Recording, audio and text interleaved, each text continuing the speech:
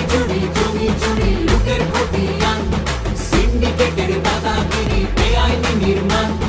করছে চাপা মরছে মানুষ খাচ্ছে দাবি ঘুষ কালীঘাটের টালি চাপা প্রশাসনের হুঁশ গ্রাম শহরে ঘুরছে মানুষ বাঁচার নামে জোট বেঁধে তাই হচ্ছে শামিল লাল নিশানে